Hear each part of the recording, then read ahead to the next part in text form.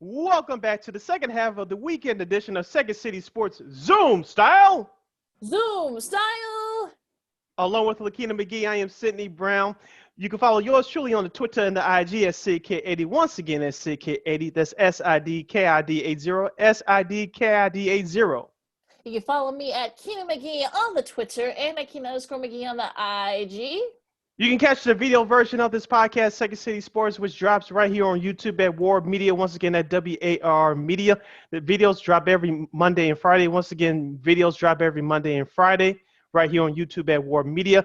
You can catch the audio version of this podcast at WARR or Anchor. Once again, at WARR or Anchor. We're available on all podcast platforms, including the iHeartRadio app. Make sure you type in those search engine boxes on those podcast platforms, WARR on Anchor. You can go to our website, weareregalradio.com for more details. And you can follow us on all social media platforms. That's Facebook, Twitter, Instagram, and right here on YouTube at WARR Media. Once again, at WARR Media. That's Facebook, Twitter, Instagram, and YouTube. And thank you very much for your support. Like, share, subscribe, and tell your friends. And we are unapologetically fun, and we have very definite opinions. Dave, y'all think you know what I'm talking about when I do that, right? I don't know who you're speaking of. No, so I don't know. Oh, all good friends. He gave us some good times. Okay, I was just making sure. You know I know. Okay. I was just making sure. You about to check my card, weren't you? You about to check my card.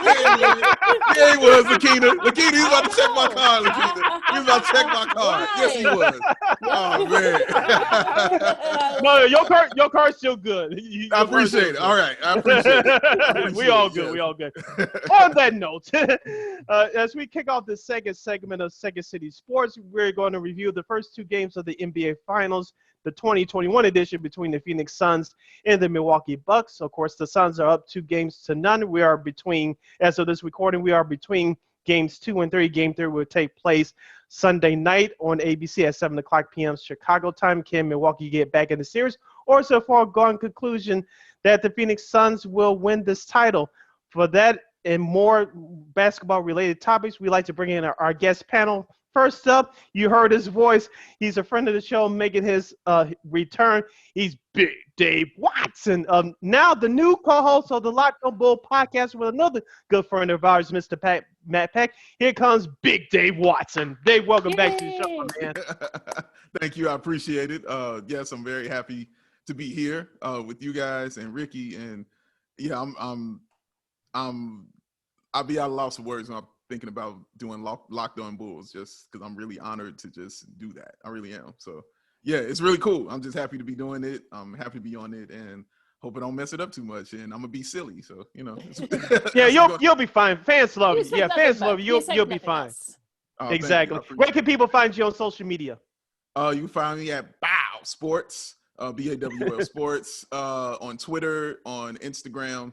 You can follow our podcast, Ball on Bulls, on anywhere you get podcasts. We're there. If you got one on your microwave, just press play on podcast. I promise you will show up. So anyway, you can listen to podcasts. We're there. And like you mentioned, also LockedOn Bulls. I also co-host that with my man Matt Peck, and you can obviously find that anywhere on podcast mediums and your YouTube. You can find us there also. All right. And last but definitely not least, he covers the world of basketball and the NBA in general for SB Nation. Here comes my man, Mr. Ricky O'Donnell. He's also the co-host of the Cast Considerations podcast with Jason Pat. That's a very good podcast as well. Yes. Go check that out wherever you can download your podcast. Ricky, welcome to the show. How are you? I'm good. Thanks for having me. No problem. Where can people find you on social media? I'm on Twitter at SBN_Ricky, and everything I write is at SBNation.com on the NBA page, on the front page usually. So check me out there. All right, good stuff. Let's start off with reviewing the first two games of the NBA Finals between the Phoenix Suns and the Milwaukee Bucks. Let's go to game one, which took place last Tuesday down the Valley of the Sun. The Suns defeated the Bucks 118-105. Of course, Giannis Antetokounmpo, you can say that name 5 times fast. He only scored 20 points. He was injured again, but thank goodness it wasn't serious. Chris Paul scored a game-high 32 points, grabbed 4 rebounds, dished out 9 assists. The first game of any series is a filling out process. watching that game. I felt that way. Milwaukee, they battled back at the end, but Phoenix had too much firepower for the Milwaukee Bucks. Looking back at Game 1, we'll start with you, Dave. What stood out to you in Game 1? Oh man, well, first of all, let me say I did pick the Bucks to win this in 6. I went against my own mind because I cannot stand their coach. He gets on my nerves. Join the club. I wanted him gone last year. I was reminding him to be fired last year. I'm not a fan of Budenholzer at all. But I went with them because I thought that the Bucks would have an answer for everything that Phoenix liked to do as far as position wise.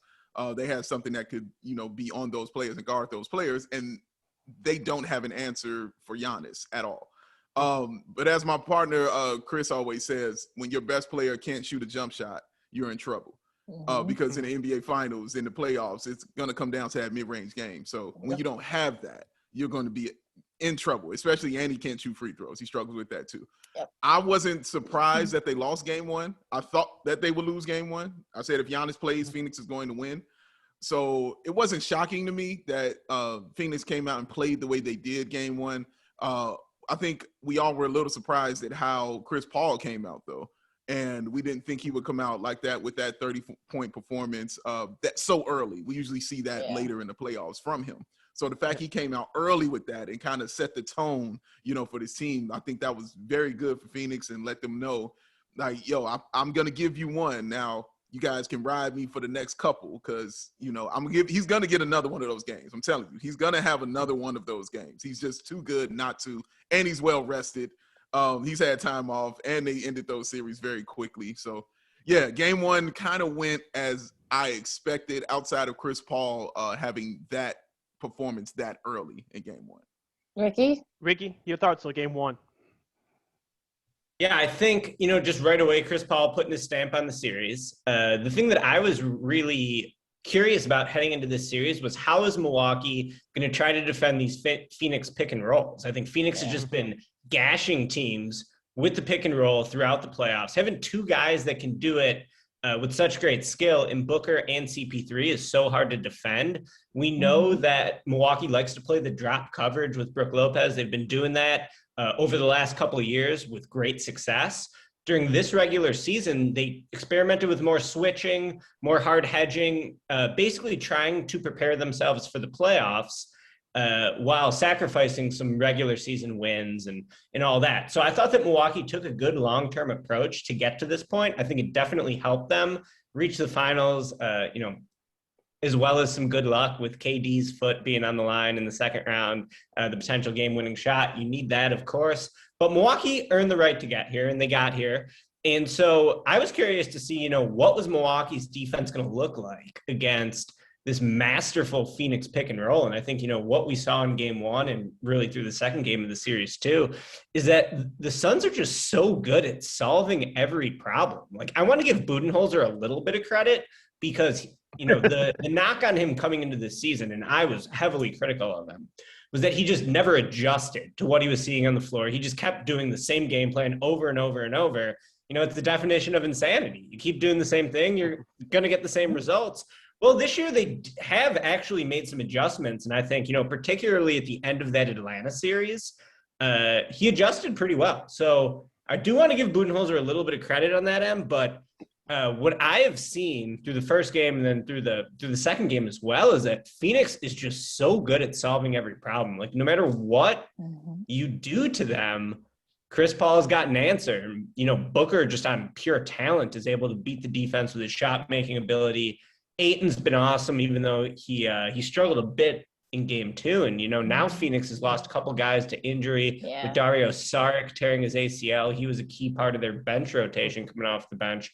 And then Torrey Craig gets hurt in Game 2. But, Phoenix just always seems to have a solution for whatever adjustment teams make. And it's a testament to Chris Paul and to Booker and really Monty Williams, who's just done such an incredible job as head coach of the Suns.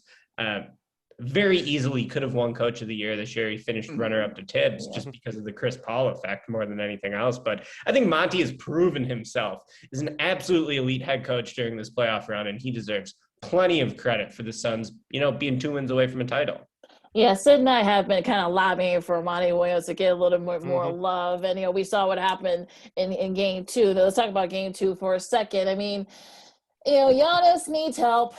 He had 42 points, but no, he got no help from anyone else. I mean, Holiday had 17, but that was probably it. I mean, Middleton, he could have done more. And then just the balance scoring from the Suns. We saw this all year with them. Just, Booker got his points, CP3 got his points and assists. Ayton had a double-double. And, Bridges had 27, a playoff high for him. So can the Suns sort of, keep this up? Ricky, I'll start with you. Yeah, I mean, the Suns can keep it up, but I also think the Bucks have a lot of room for improvement. Giannis was just so damn good in game two. I mean, under different circumstances, that would go down as like a legendary Giannis performance. And the reality is that when you're deep in the playoffs, the superstar wears the wins and wears the losses on his back. But to me, watching that second game, only 10 days after Giannis suffered that knee injury when it looked like he wasn't going to be able to play again the rest of the season. Right. It's how could you possibly ask for anything more out of Giannis? Giannis was heroic on both ends of the floor. I thought he was simply incredible in that game. You look at someone like DeAndre Ayton, first pick in the draft 2 years ago. Ayton, so big, so fast, so young, soft hands, getting, better and better and better throughout this playoff run. Giannis has got to be the only guy in the league who could make Ayton look small and slow, because Giannis just overpowered him at times. Quick spin move, beating him with the speed, them beating him with the power. Just an unbelievable performance by Giannis, especially given the fact that he's just coming off the injury. But man, the thing that jumps out to me about the Bucks, there's always so much. Where does the blame go with the Bucks? We're always playing this game, and you have to when you have someone like Giannis. Is it Giannis? His shortcomings, certainly, he can't make a jump shot or a free throw. He deserves some criticism for that. You got Budenholzer, who deservedly has caught tons of criticism over the last couple of years, even after turning the team into the squad that won the most games in the NBA each of the last two regular seasons. But he's had his playoff shortcomings. To me, what kills him is that Middleton runs so hot and cold. He goes from prime Tracy McGrady one game to Tony Snell the next game. He's the ultimate trick or treat player. And it's wild because he's sort of a fundamentally sound guy who's not super flashy, but what he does rely on is tough shot making. And when Middleton's on, he was at the end of that Bucks series or the end of the Hawks series, he's absolutely impossible to defend because he's 6'8", 40, 50, 90 shooter. I mean, he's really one of the better shooters in the league, but he doesn't get any easy buckets, right? He's not explosive enough to get to the basket and get easy buckets. So everything he hits is a tough shot. Well, we have seen in the second game yesterday, game two, that Middleton was just ice cold, and the Bucks do not have the depth and they do not have the supplemental scoring to survive when Middleton is struggling.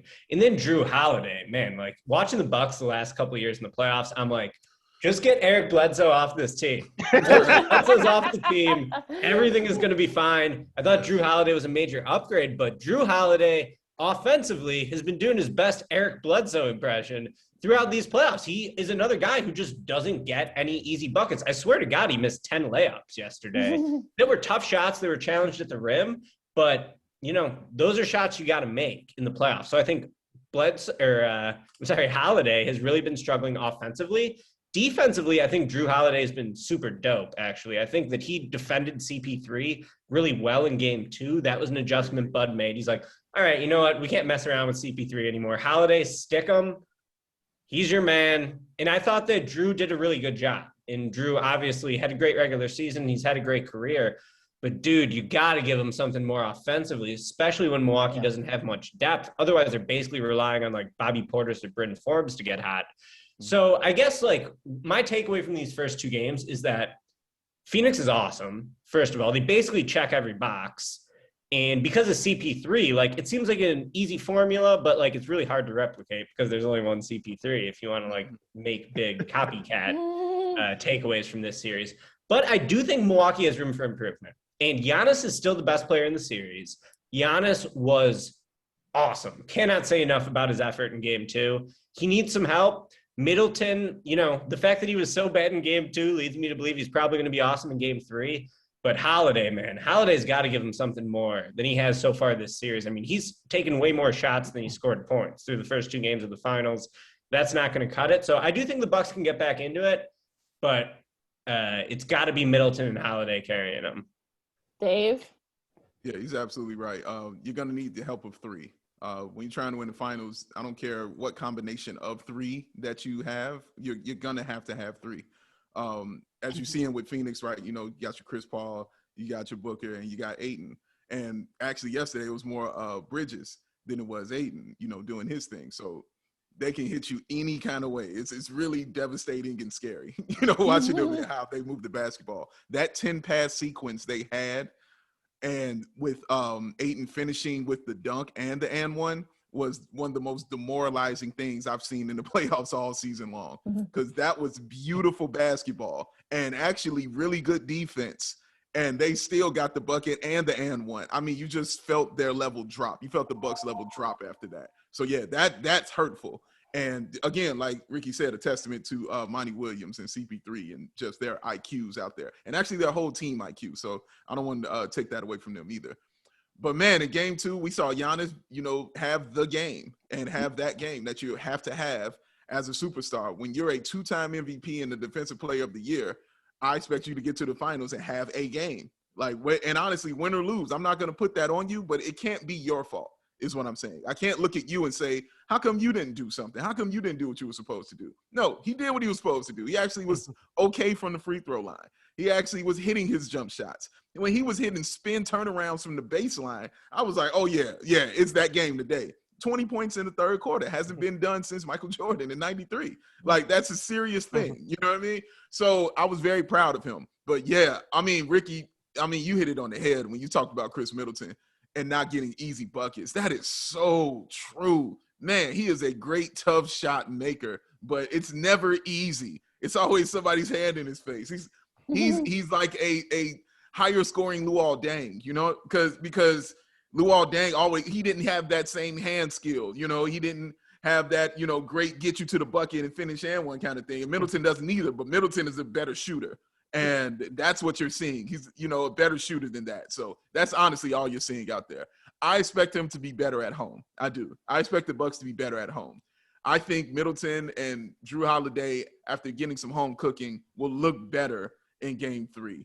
With and also Bobby Portis, I think, is going to look better at home. I think he's just a better home player than he is on the road. And why wouldn't you be when people are chanting your name? Of course, you're going to feel a little bit better when it's like that. So I expect them to look better. Actually, I expect them to look better in games 3 and 4. And I hope they come out and don't make me look too silly. And you know, actually look a little bit better, man, because Giannis needs that help. I don't expect that kind of performance from him in game 3, because he really did leave it out there on the floor. He left everything out there on the floor, especially in that whole second half. I don't even remember. I think he took like a 2-minute break or something like that. Yeah. He didn't too long in that second half, man. And it was just amazing to see. So I don't expect him to duplicate it. It would be awesome if he did, but I don't expect it. So his teammates need to step up and provide him with some scoring punch. They beat the Suns in so many categories, you know, as a team in yesterday's game, in so many categories. It's ridiculous. But the one they didn't beat them in was scoring. Yep. You know, put the ball into like, oh, yeah, we still have to do that, you know, because points in the paint, they were killing them, but they couldn't shoot from the outside. Like, it was – and the Suns came in game 2 hitting threes. That's really how it started. They were cold too, but those three-point shots were hitting. Jay Crowder, Bridges, like those guys were killing them with that. So I don't expect all of that in game 3, but I do expect the Bucks to be much better, man, and much tougher, because they just simply can't go out like this. They can't. You're listening to Second City Sports along with Lakeena McGee. I am Sidney Brown as we talk about the NBA Finals between the Milwaukee Bucks and the Phoenix Suns. Big Dave Watson and Ricky O'Donnell are here with us as part of our all-star panel. I'll start with you, Ricky, as we go back to the Phoenix Suns. DeAndre Ayton, we forget, before the shutdown last season, he was suspended 25 games for using steroids. If it wasn't for that, maybe Phoenix would have made the playoffs last year. Of course, Chris Paul was with OKC. They almost pulled off the upset with the Rockets, but that was then. This is now.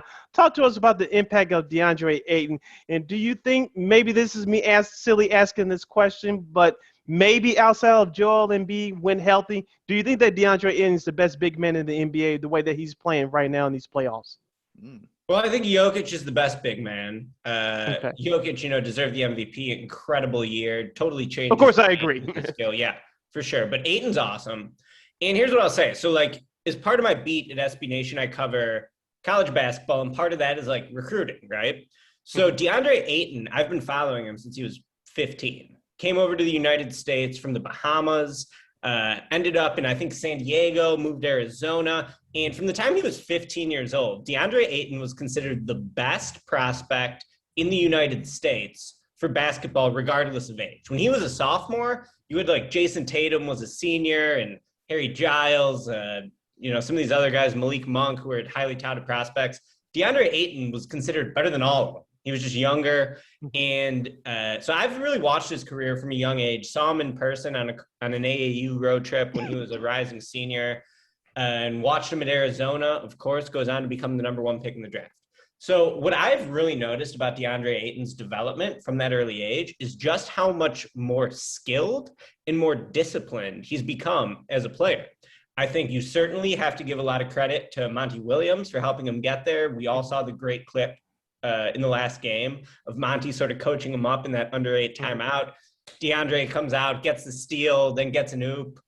So credit to Monty Williams. Obviously, you're a big man. Nothing better than playing with a great point guard, right? Playing with CP3 has certainly helped him. But I just want to give a lot of credit to DeAndre himself, because that dude has gotten so much more disciplined and so much more focused. And he's really just grasped, I think, the nuances of the game, which was, to me, a question mark early in his career. So, you see Ayton, and he's huge.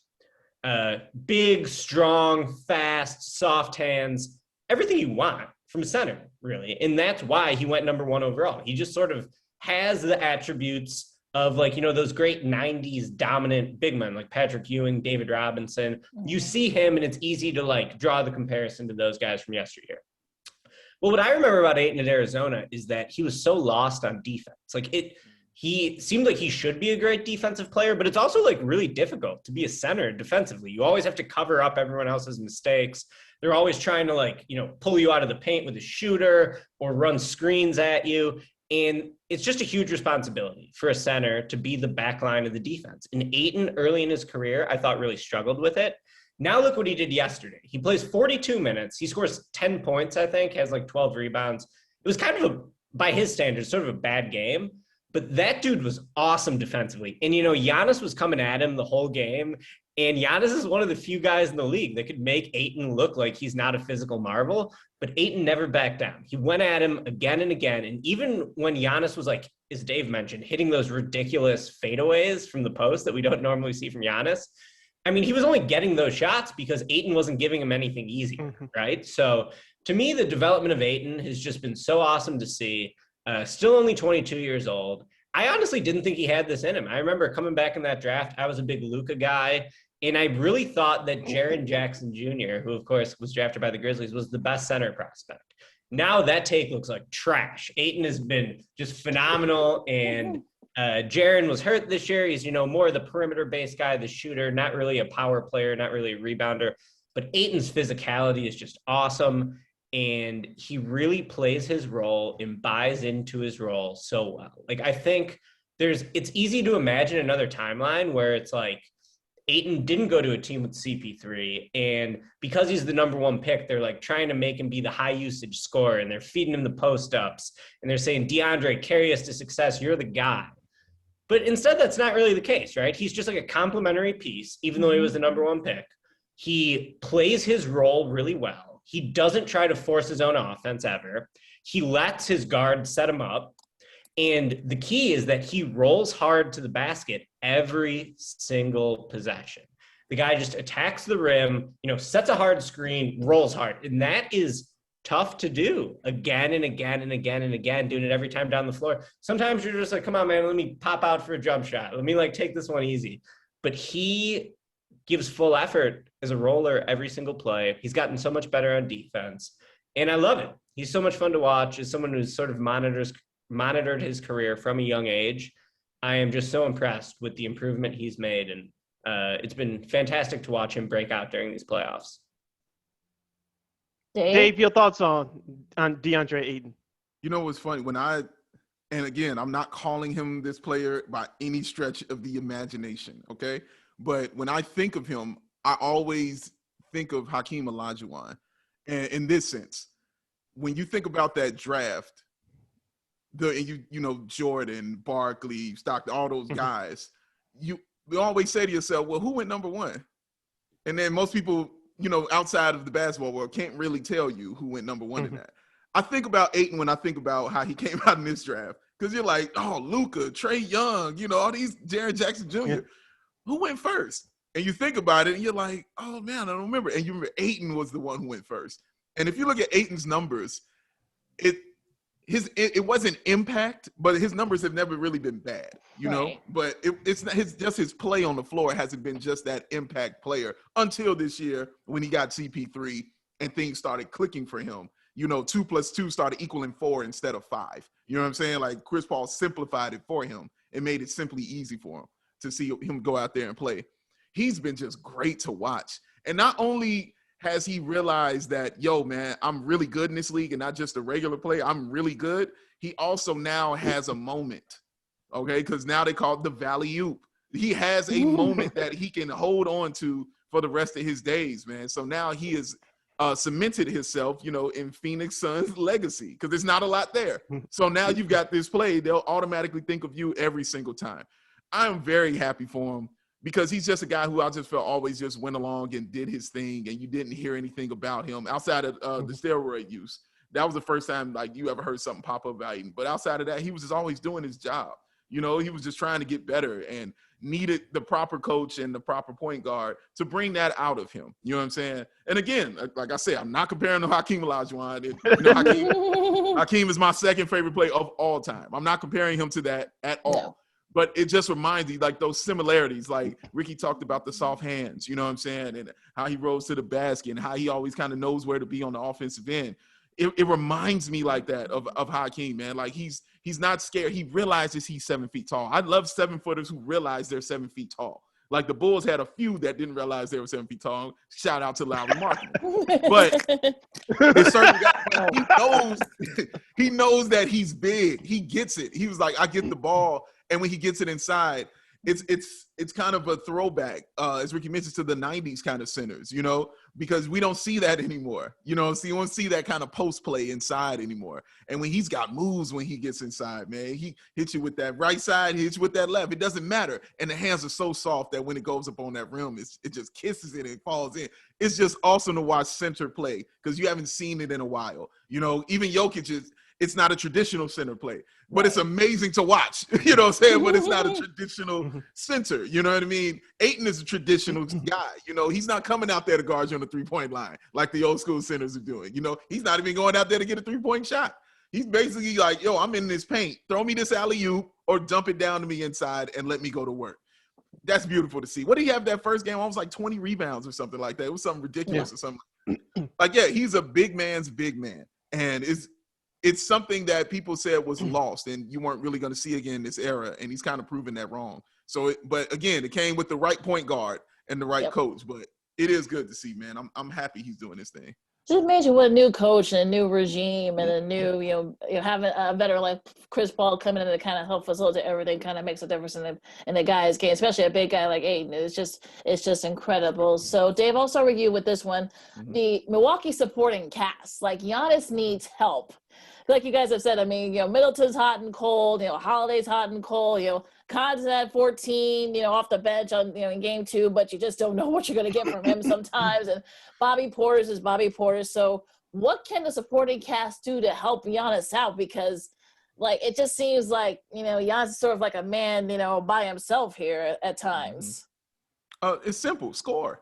That's it. That's all they have to do is score. They do everything else well. They defend well. They can rebound. They get points in the paint. Their IQ is high on the defensive end. They do it all very well. All they have to do is put the ball into the basket. That's what they need. And real quick, back to a point Ricky was making that I wanted to add on to was the pick and roll he was talking about that Phoenix runs. It's brilliant to see because they're basically taking Lopez out of the basketball game. Yep. You know what I mean? Like, you can't play because the dude can't guard a pick and roll to save his life. But we always knew that. We already knew that about him, right? But he's a scorer, okay? He can score. He can shoot a three. He can actually, get buckets for you. But you can't – he's becoming unplayable, on the defensive end. And you got to figure something else out, which is what they were trying to do, which is why they had Giannis running the 5, in game 1 and stuff like that, which is why you didn't see much of him and things like that. But they got to figure something else out. And I thought the way to figure it out was to get Bobby Portis in there.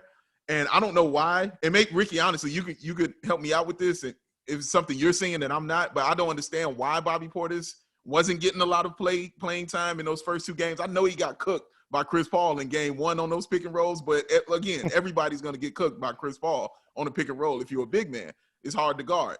But I thought I would see more of Bobby Portis to kind of be that guy that a better stabilizer defensively than Lopez was as far as playing the pick and roll, just because he's younger. That's it. You know what I'm saying? I'm not saying he's a better defender or anything like that. Just because he's a little younger and can move his feet a little quicker and a little better. Lopez definitely blocks the shots when you come down into the paint, and do things like that. But that pick and roll is what they're running, and they really can't do anything about it. So they've got to try something else, man. So that's supporting cast. Yeah, they got to score. Like, just put the ball in the bucket. Ricky?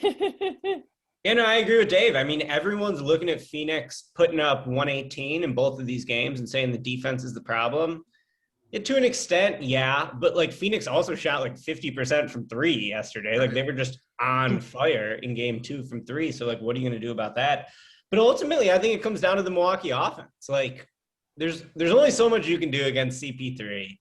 And as Dave alluded to, you're kind of just in an unwinnable position. Now, I think Lopez has been awesome throughout the playoffs. I think, every year we look at Brook Lopez and they're like, well, Lopez is going to get played off the floor. What are you going to do? But throughout these playoffs, Lopez has really been their second most consistent player. And then, Middleton's been trick or treat every game, and Holiday usually stinks on offense, but is really good on defense. So it's a tough position for them because they have no depth. I can't believe I'm sitting here and being they miss Dante DiVincenzo, but they have no guy. They don't have any guys. And do you remember in the offseason, right after they got Holiday, it looked like they were going to get Bogdanovich. Yeah. Mm-hmm. And, they basically someone reported it before it actually happened. And then Bogdanovich is wait, I want more money than that. I'm not going to do that. So it wasn't realistically possible for them to get Bogdanovich, I don't think. But man, would he be perfect? Because they just need another guard who can create their own shot. Mm-hmm. And for as good as Holiday is, that's not really his game, right? Holiday isn't someone who's just going to mash you in the pick and roll the way that CP and Booker can. He's more of a guy who's going to pick his spots, be awesome on defense, hit some spot ups. Well, now he can't shoot in the playoffs for whatever reason, and he couldn't even make a layup in game 2. Right. But they just need offense. How are they going to find this offense? I mean, the easiest way is Giannis runs as fast as he can and tries to dunk. And that's an awesome play. And it works really well to the tune of 42 points on 22 field goal attempts or whatever it was last night. Mm-hmm.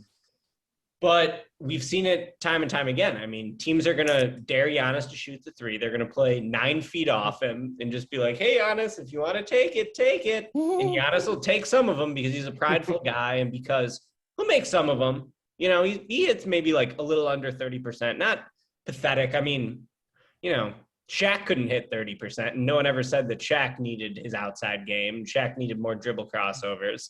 So Giannis is a tough situation because he doesn't really have a guard who can fully unlock his game.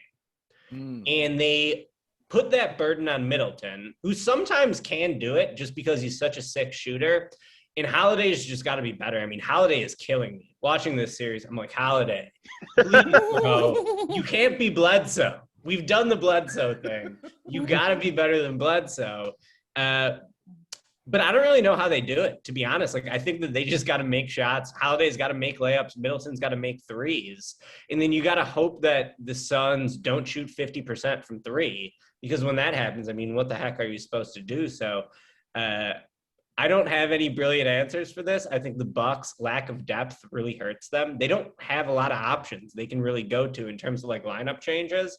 They kind of just got their 4 guys, Lopez, Middleton, Holiday, Giannis, and you got to win with those 4 guys. They got them this far. those guys got to be better. That's as complicated as my analysis gets. That's We're true. heading down the home. I'm sorry, go ahead, Sid, please. Okay, we're heading down the home stretch of Second City Sports along with Lakeena McGee. I'm Sydney Browns. We talk about the NBA Finals with Big Dave Watson and Ricky Aldano from SB Nation. Guys, before we move on to discuss the future plans for the Chicago Bulls, one more player, impact player in these finals, and that's Devin Booker. I'll start with you, David. He's been magnificent throughout these playoffs and definitely through these first 2 games of the finals. Any other new words that you can describe Mr. Booker? We've heard all the superlatives throughout the season, throughout these playoffs. If you have any new words to describe this young man, go ahead. I'm at a loss for words. No, he's nice. he's super nice. It is nice. You know what I'm saying? He does his thing, man. Devin Booker has, I mean, you come off of scoring 70 points. You know what's just weird about this era of NBA fan is I remember him scoring 70 points and people looked at it as a negative. And I'm like, dude, he scored 70. Like, yeah, but they lost the game. I'm like, 70. Like what are we talking about here? Like, and they looked at all, it's a ball hog catch. You know what I mean? They found negatives and hate within some kind of greatness like that. And it says a lot about him, man, because it didn't phase him or nothing like that. It just elevated and made his game better. I still remember the game-winning shot he hit in the bubble. That was awesome. Like, you just watch his game just elevate and grow and just get better to where you are now. I didn't realize how much he draws fouls and how much he's looking for a foul when he's going in to score.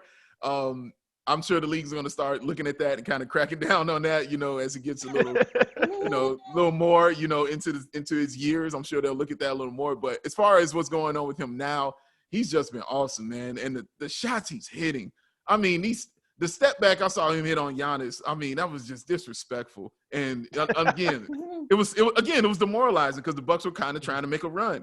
And he got that rebound and walked it back out. You saw him walk it out. And then it hit the side step back that he learned from Chris Paul. I'm telling you, that's a Chris Paul move.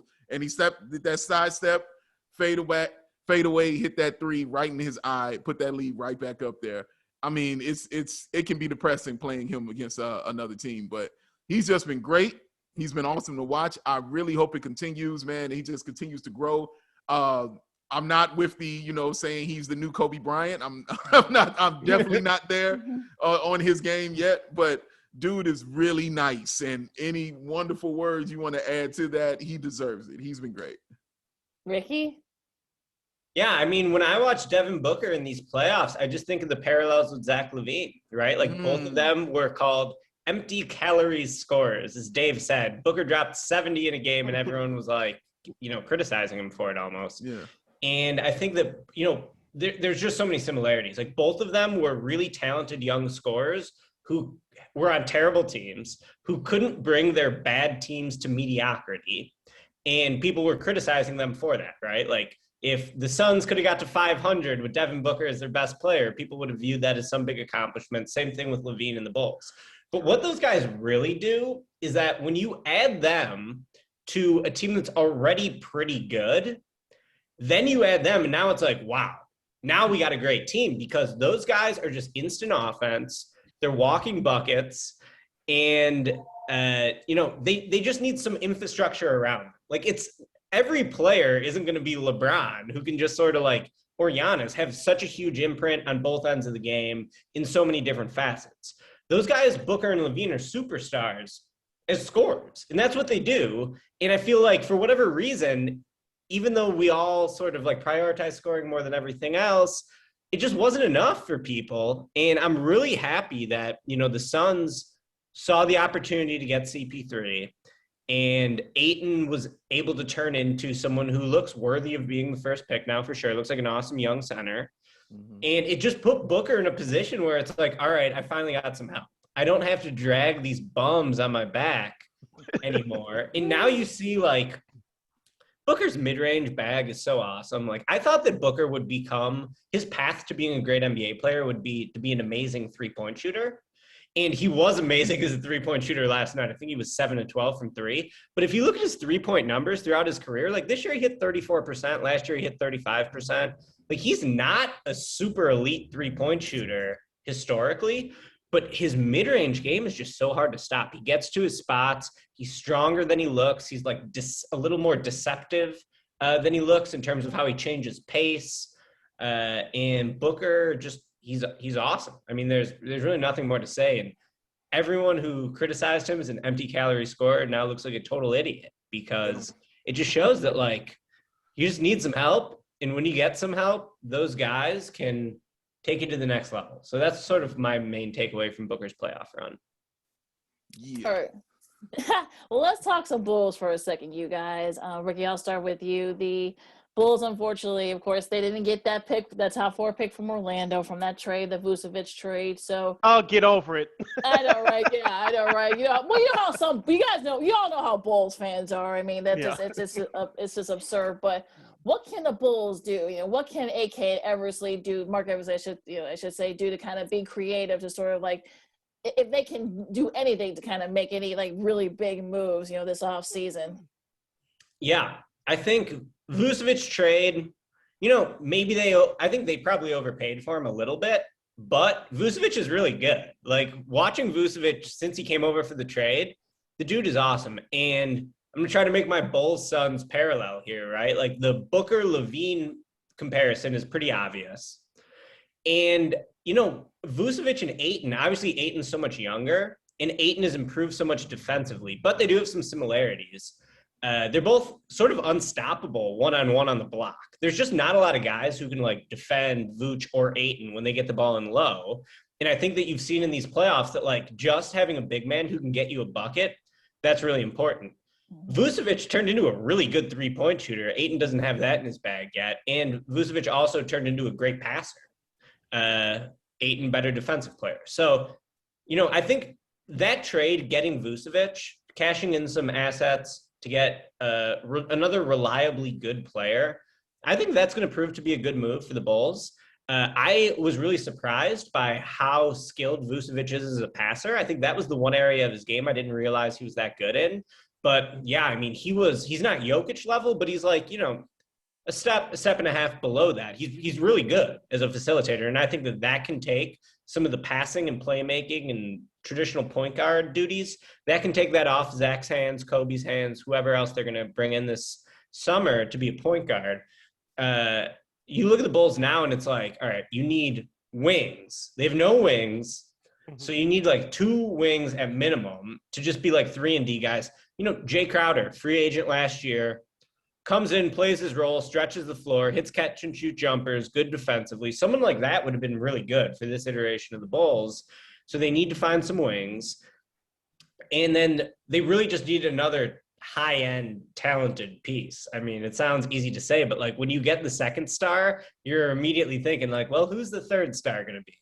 And everyone always gets concerned about the fit, and I get that. I would too. But just give me someone who's talented, man. I just want another high-end talented piece on this roster. They might need to make a baby step towards that in this offseason because they don't have a ton of flexibility. But even if they could get, like, I don't know if it's possible, Kyle Lowry or Mike Conley, just like a solid veteran, give me a 2-year deal with one of those guys.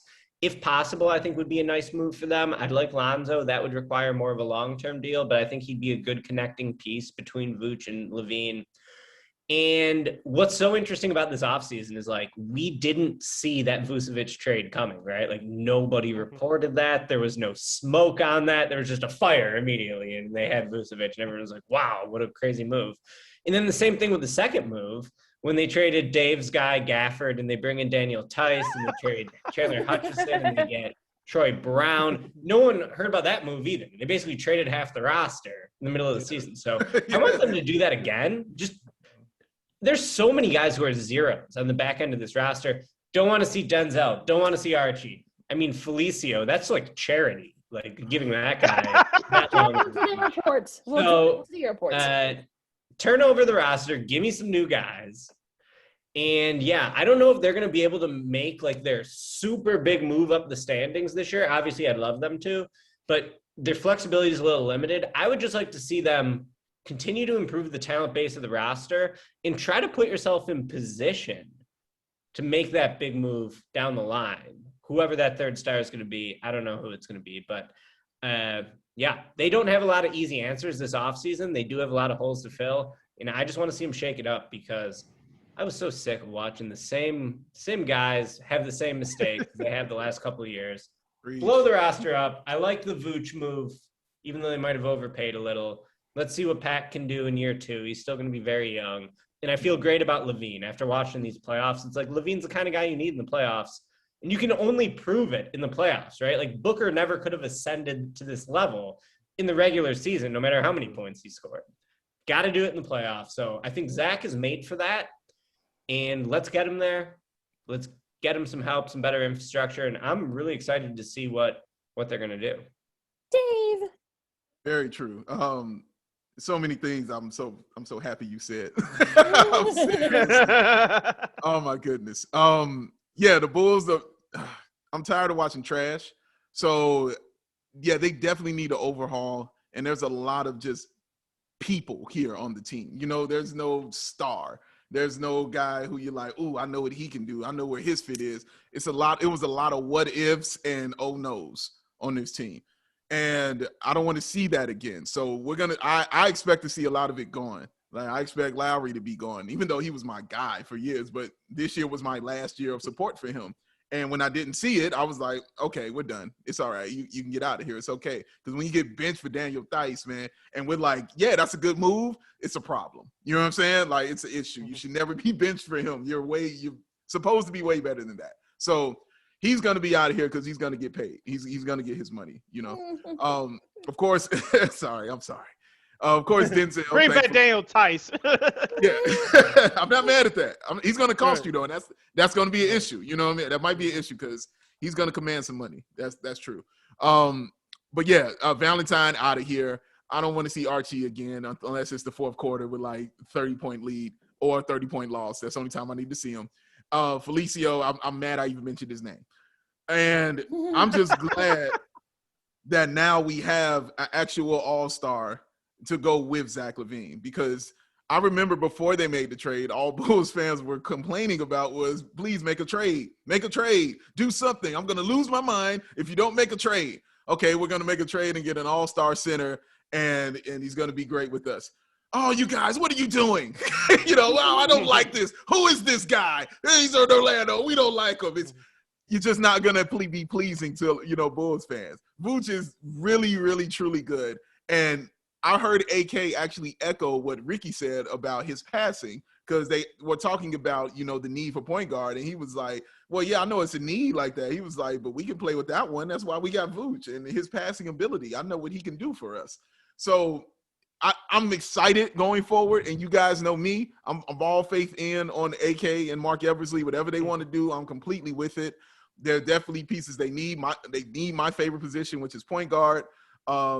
I was talked into Mike Conley by C-Red Fred. He made excellent points as to why the Bulls should have a player like Mike Conley. I am with that now. Yeah, you're right. Kyle Lowry, yep, with that. Lonzo, cool. You want to get him, great.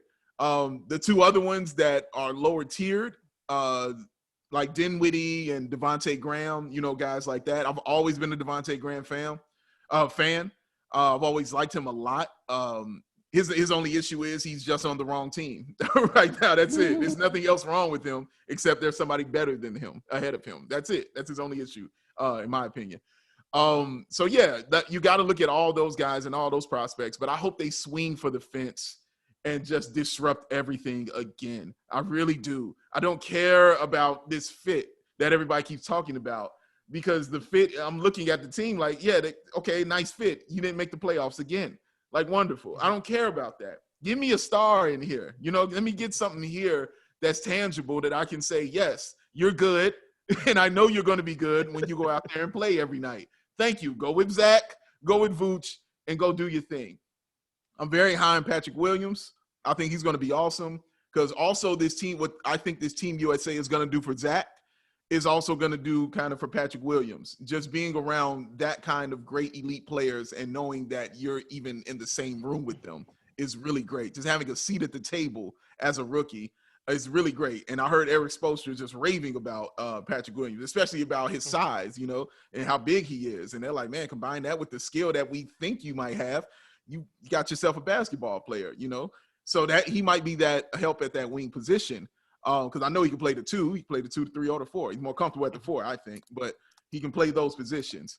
What Team USA is also doing for Zach is Zach has never been involved with winning in his pro career in the NBA. Never. He's never won 4 games in a row, ever. He's never had he hasn't had a winning season since he's been here, ever. Like, it hasn't happened. He doesn't know what it feels like. So for him to know that he's good enough and to know what winning feels like will do something for him. And I think back to guys like Jimmy Butler when they came back from Team USA. He was a completely different player when he came back. He was a different monster because I think he saw that, oh, I belong here. Oh, these guys like my game. Oh, man, I'm this good. You know, it's one thing when somebody's telling you, and then it's another thing when somebody's inviting you. You know what I mean? Like, it's a whole different monster. So I'm glad this is happening for Zach. I definitely have high hopes going into training camp for the Chicago Bulls just because I have Vooch and I know how bad Vooch wants to be great. Like, we just read his article in The Athletic with Darnell Mayberry talking about it. And I know Zach obviously wants to be great. You know, Patrick Williams wants to be great. The Kobe injury was definitely a setback. But you know he wants to be great also. So, and I got Billy Donovan, and I got a coach. Thank God. Like, I'm very excited about competence. I don't have to worry about competence. You know how much I cried about competency for these past few years. Oh God, and I don't feel myself crying about that anymore. So, all my faith and all my trust is in AK and Mark Eversley about what they want to do and what they want to bring in. I honestly wasn't even thinking about wings until Ricky said it, and he's absolutely right again. But I was more looking at the point guard position because I know that is the immediate need, and it's been the immediate need for the past year or two. So I just want to get that handled. Let's get some ball players in here, man, and let's just get excited about the Bulls again, please. Second City Sports, along with Lakeena McGee, I'm Sidney Brown, as we joined by Big Dave Watson and Ricky O'Donnell as we close out on this program.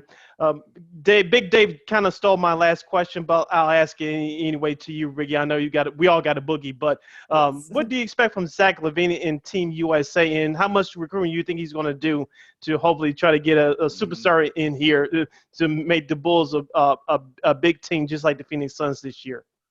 Yeah, well, the recruiting goes both ways. So I hope he doesn't get recruited somewhere else because he's entering the last year of his contract. True, right? Okay, that's true too.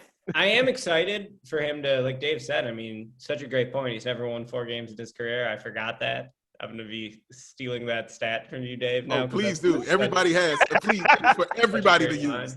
This is ridiculous.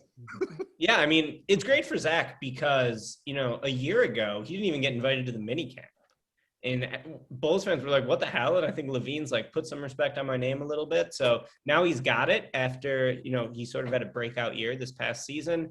I don't really expect him to play a ton just because they have a lot of other bucket getters on that team. They got Booker, they got BAWL. Those are 2 guys in a similar vein of Levine. But, you know, like Booker and Middleton and Holiday might all be gassed coming off this finals to go play for Team USA. So maybe they will need Levine. And, yeah, I think it's going to be interesting because that USA roster, man, they got no playmakers. It's all bucket guys, right? Like, they don't really have your traditional facilitators. So I'm very interested to see. I mean, they're definitely the favorites, and they should absolutely win. There's no excuses.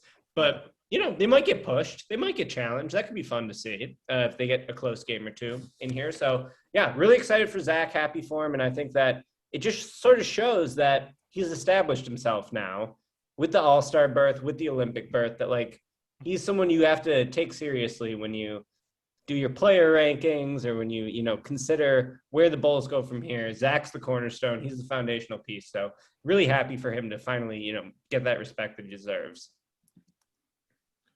Yeah, everybody that I see Zach LaVine playing with, I think is coming to the Bulls now. So I'm just excited. Like, when I see Kevin Durant, I'm like, yep, we got Kevin Durant now, you know. Like, and it's fun to be that way right now. You know what I'm saying? So that's what's good about this. Ricky's right. It works both ways. He's absolutely true. Like, Zach could be getting talked to just as much as he's doing some talking.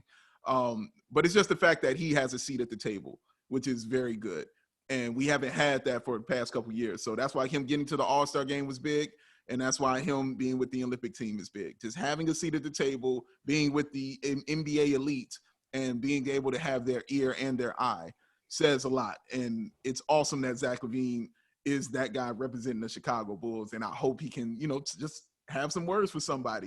Damian Lillard, when you ain't doing nothing, it's okay. Come on, baby. You ain't doing nothing. Oh, man, this has been so much fun. Thank you to both Ricky O'Donnell and Big Dave Watson here on Second City Sports with our NBA playoff panel. We got to do this again. You can follow Ricky O'Donnell at SB_Ricky. You can read his articles on SB Nation. And what's your podcast again, Ricky? Cash Considerations. Cash Considerations it's a great podcast, so make sure you guys check that out. Also, too, Big Dave Watson for BAWL on Sports. BAWL on Bulls and the BAWL on Sports podcast. Also, too, you can check him out on LockedOn Bulls with our buddy Matthew Peck on the LockedOn Network. Dave, did I get everything? I think so. Oh, I host a show on YouTube called Open Gym Sports and Culture. It's when we just talk about sports and culture. I do that as well. So, yeah. You can follow and I'm him. pretty good on the barbecue grill. Go ahead. Absolutely. You can follow him at BAWL Sports, at BAWL Sports. So, gentlemen, thank you so much for joining us today. We got to do this again, perhaps before the NBA draft. So this has been so much fun, guys. You guys stay safe, be great. And, thank you guys so much again.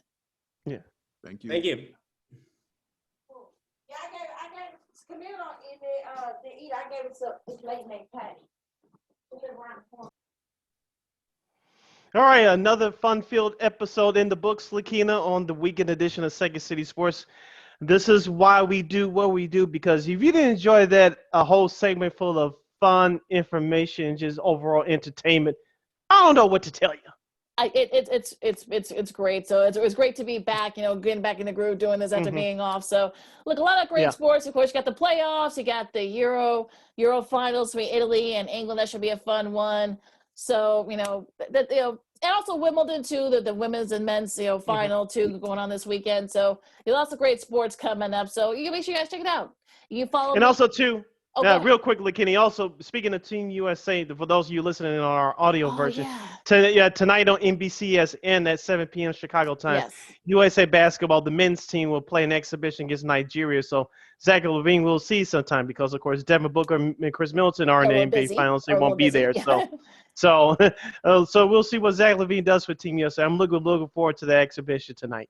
Definitely check that out tonight. This should be a lot of fun with Team USA. So on that note, you follow me at Keena McGee on the Twitter and at Keena_McGee on the IG.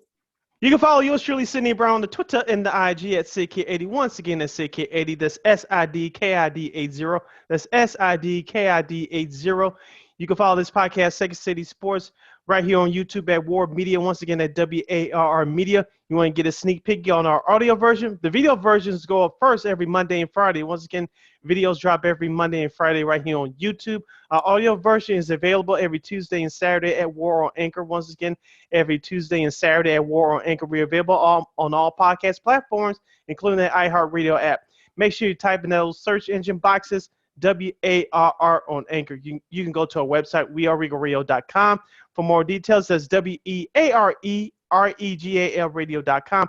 And you can follow us on all social media platforms, Facebook, Twitter, Instagram, and right here on YouTube at War Media. Once again, at WARR Media, Facebook, Twitter, Instagram, and YouTube. Thank you very much for your continued support. Like, share, subscribe, and tell your friends. Yes, and we'd like to thank our guests once again, Ricky O'Donnell from SB Nation and Big Dave Watson from the new co-host on Locked On Bulls podcast and the BAWL on Bulls podcast. You can check out his other podcast dealing with sports and culture right here on YouTube, as he mentioned before he headed out. So, Lakeena, I'm about to enjoy this weekend. I'll see you on the next episode for Tuesday. All right, stay safe, wash your hands, be safe, everybody, keep your distance and whatever, get vaccinated if you want, so all that good stuff. So for Sid, I'm Lakeena, this has been Second City Sports Zoom style, and we'll see you next week. Till next time, holla!